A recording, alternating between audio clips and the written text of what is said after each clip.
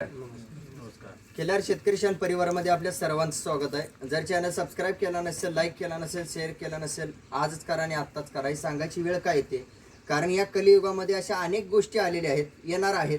Photography येणार आहे, videography येणार आहे, किंवा मुलाखती येणार आहे, किंवा चित्रीकरण येणार आहे. तर त्यामधून योग्यता नेमकं काय आहे हे समजलं पाहिजे. आणि त्या योग्यतेसाठी आधी वास्तव स्वरूपात जी भेटीगाठी म्हणतो किंवा वास्तव स्वरूपात जो अभ्यास म्हणतो तो सर्वांनी घडवला पाहिजे.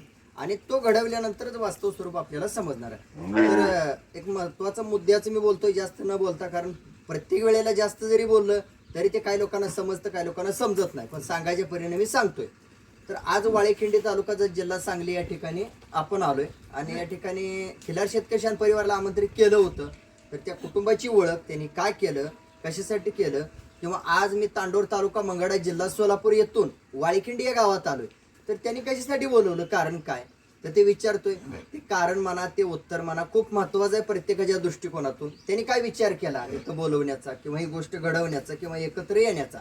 1-2 मिनिटात आपण चर्चा त्यांच्यासोबत करतोय. ती चर्चा बारकाईनं ऐकायला विसरू नका. मामा नमस्कार. आपला परिचय, तुमचं नाव सांगा मोठ्या. शंकरराव भीमराव घाटगे, गाव वाळेखिंडी, मुक्काम पोस्ट वाळेखिंडी, तालुका जत, जिल्हा सांगली.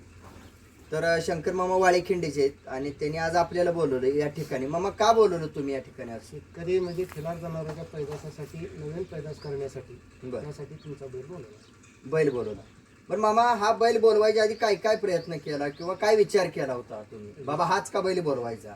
थोडं स्वतःच्या मनाला समाधान वाटलं म्हणताना तो बैल बोलवला. समाधान वाटण्यासाठी काय काय प्रयत्न केले तुम्ही? काही बाकी देशी जनावर बाकी दाखवलेत, परंतु कलरमध्ये थोडासा फरक पडला. बरं बरं. हा बैल तुम्ही जाहिरातीला बघून बोलवला का स्वतः जाऊन अभ्यास केला? स्वतः जाऊन बैल बघून आलो. काय काय बघितलं जाऊन? बाकी बैलाची चेहरेपट्टी, पाय, बरं त्याचं शरीर, बाकी तोंडाचं वगैरे सगळं, चौक वगैरे सगळ्या ह्या गोष्टी बघितल्या. बरं. मला त्या बैल पटला. पहिले तुम्ही बैल बघत होता वासराच्या दृष्टिकोनातून, त्या दृष्टिकोनातून बैल बघितला का? नाही, म्हणजे वासरं बघितली का बैलाची? बघितली, नंतर बघितली. नंतर बघितली. हा, बैल बघितल्यानंतर थोड्या वेळानं बघितली. म्हणजे बैलाचं रूपच न बघता बैलाची वासरं सुद्धा बघितली, हा, बघून आलात. आलोच. काय वासरं बरी पडलेत? वासरू बरी पडली. काही महिन्याची येते, काही 4 महिन्याची येते, काही 6 महिन्याची येते, काही खोंड आहे, काही कालवडी येते. बर.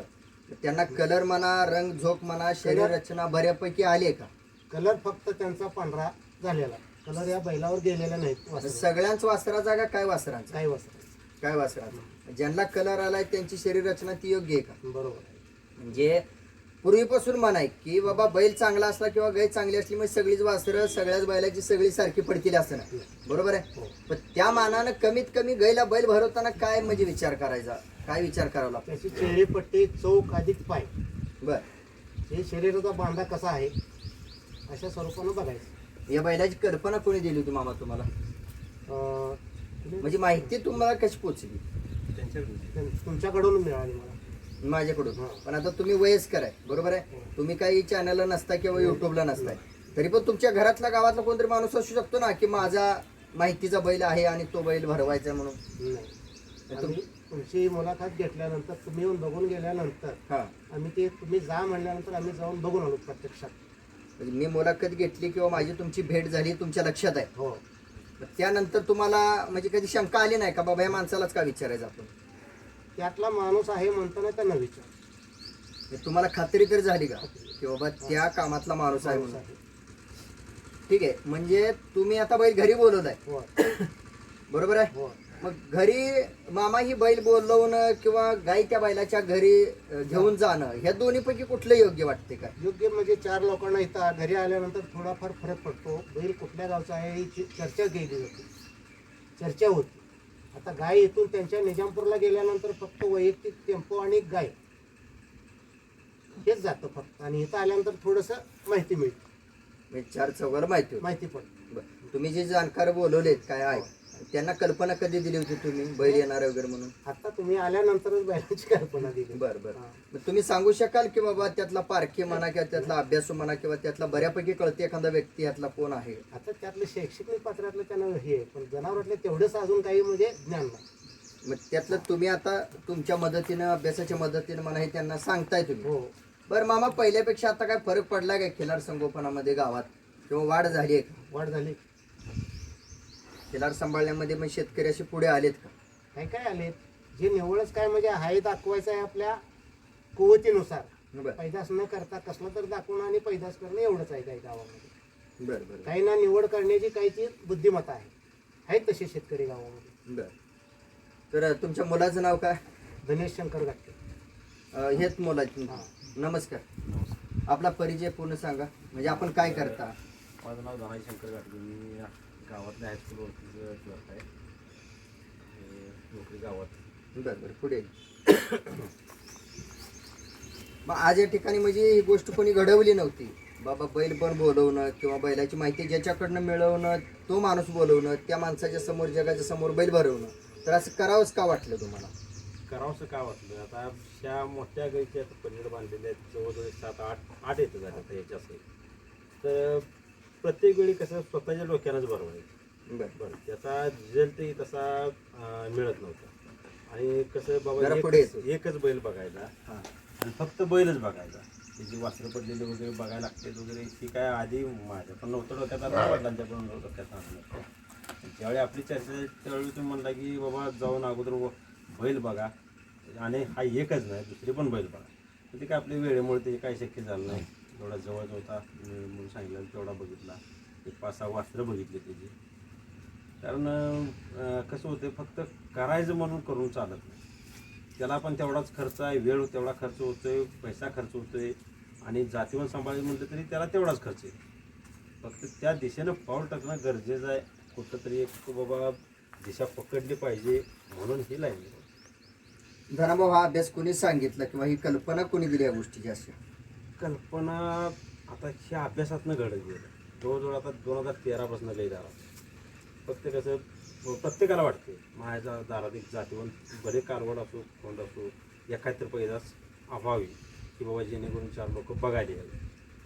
त्या दृष्टीनं ते चॅनेल बघणं आलं. मग खरं खोटं बरेचसे चॅनल आहेत, प्रत्येकाला बघायचं कोणाचं काय पडते, कोणाचं काय व्हिडिओ करण्याची पद्धत, मुलाखत घेण्याची पद्धत, या सगळ्या गोष्टी चालूच असतात. मग त्यातून तुम्हाला ही गोष्ट बाबा आज बैल बोलवला या ठिकाणी किंवा तुम्ही आज चॅनल मालक म्हणून मला पण बोलवलं या ठिकाणी, बरोबर आहे? हां. हे एकत्रित एका ठिकाणी बोलावं असं का वाटलं? काय संदेश द्यायचा होता?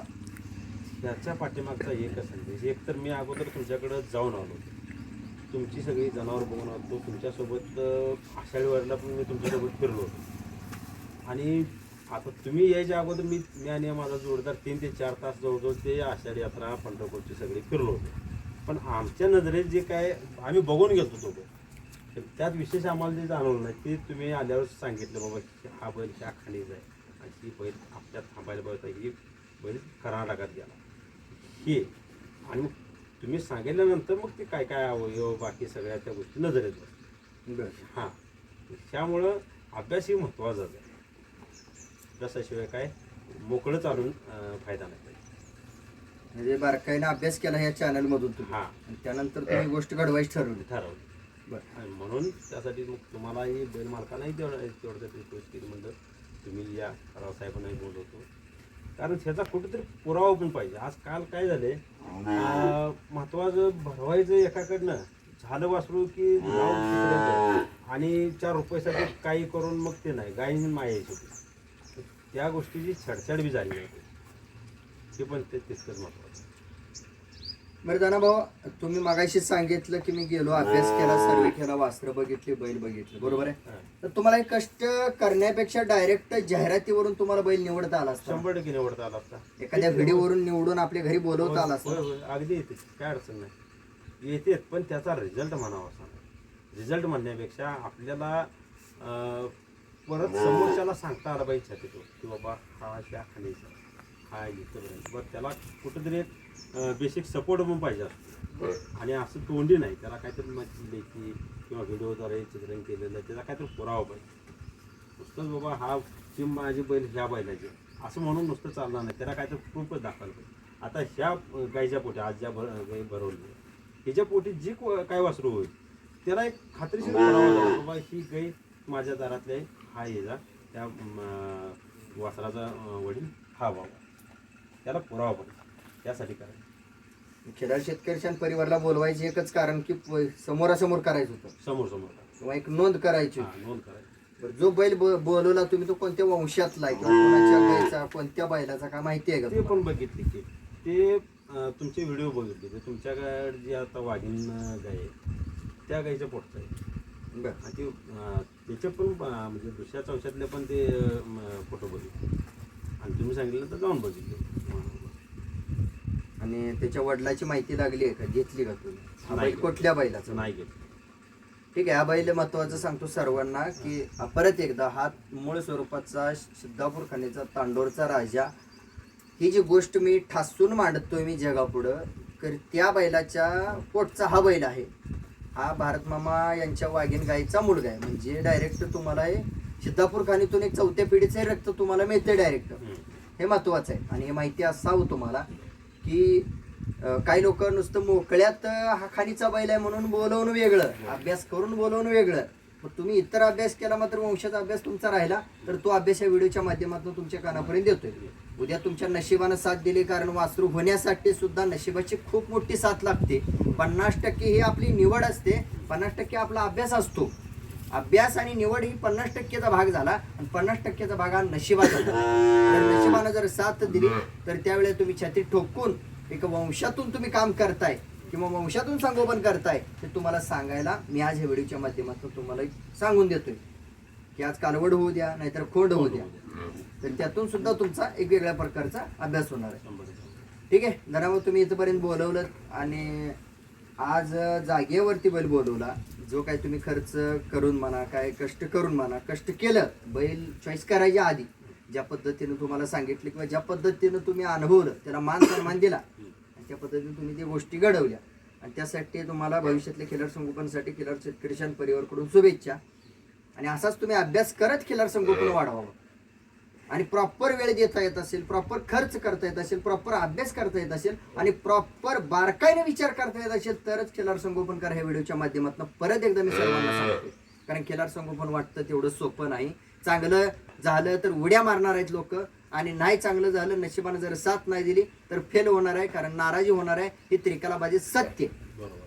त्यासाठी थोडाफार अभ्यास हा 50% मध्ये गच असावाच लागतो. ठीक आहे, तर मंडळी या व्हिडिओमध्ये आता बैलाचे मालक पण आहेत, त्यांची 1-2 मिनिटाची माहिती घेतोय. सचिन पुढे या. तर नमस्कार, तुमचा परत एकदा परिचय सांगा. माझं नाव सचिन पोपटलवटे, राहणार निजामपूर, तालुका सांगोला, जिल्हा सोलापूर. काय करतो सध्या? सध्या मी शेती करतो. शेतीसोबत खिल्लार संगोपन. खिलार संगोपन मध्ये कोणतं महत्वाचं काम करताय? सध्या आपल्याकडे सगळी जी आहे ती देशी गाय आणि वळू बैल आहे आपली. हे वळू मालक म्हणून एक काम करता, म्हणजे शेतकऱ्यांना सेवा देत आहेत गायींना वासरं चांगली होण्यासाठी. तर त्यासाठी बैल कोणत्या वंशाचा तुमच्याकडं? आपल्याकडे बैल जो आहे तो सिद्धापूर खाणीतून 4थ्या पिढीचा रक्त आहे. बर, तर त्या बैलाचा अभ्यास बारकाईनं जन्माचा पुराव्याचा सगळा केलाय का हो. किंवा तुम्हाला भेटलाय का अभ्यास? बैल म्हणजे पूर्ण चौकशी करूनच बैल खरेदी केला. बर, ठीक आहे. बैल त्यांनी ती माहितीनुसार खरेदी केलेला. हे बैलाचे मालक आहेत. परत एकदा ओळख करून देतोय, कारण वेळ आज खूप कमी भविष्यात माणसांना, आणि हा वेळ आज मी तुम्हाला ह्यांना देतोय म्हणजे आज जगाला अख्ख्या वेळ देतोय आणि ते प्रत्येक प्रश्नाचे उत्तर जागेवर मिळतंय. तर सचिन, घरपोच सेवा कधीपासून आहे? घरपोचची सेवा सुरुवातीपासूनच आहे. फक्त कशासाठी आहे की खरंच एखादी अडचण आहे त्या ठिकाणी जातो. बरं, असं म्हणजे रेग्युलरच बाहेर जाऊ शकत नाही, कारण आपल्याला मनुष्यबळ कमी, आपण डेली सर्व्हिस बाहेर देऊ शकत. तर बैलाकडून किती गायी भरवल्या सचिन? बैला 550 झाली ब्रीडिंग. 550 गायींमध्ये चॅनलची उपस्थिती किती झाली, किती वेळा झाली किंवा किती शेतकऱ्याच्या घरी झाली?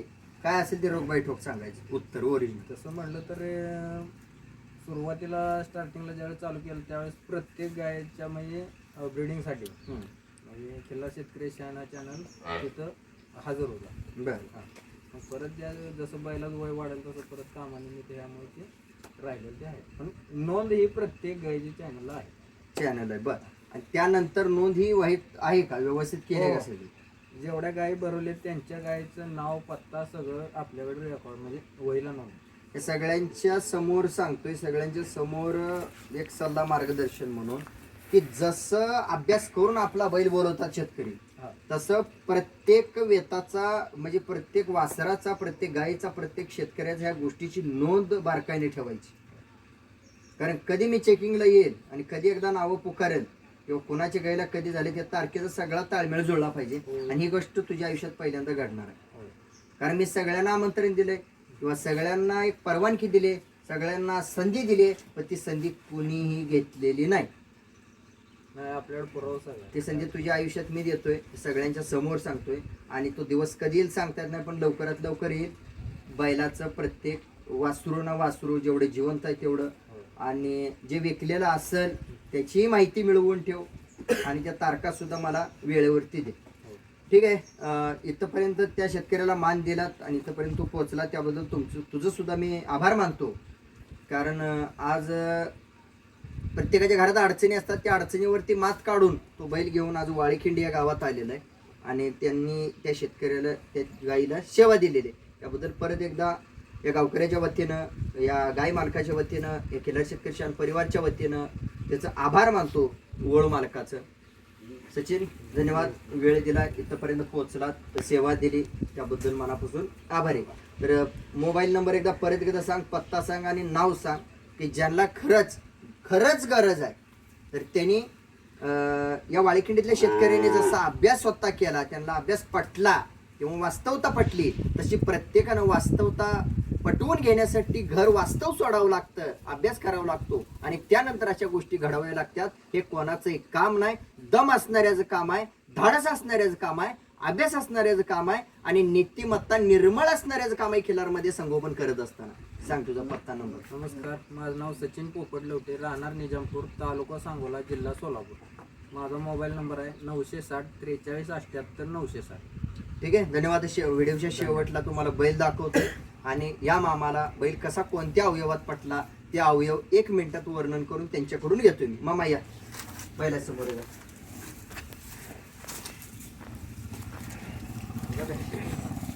बैल दर्शन.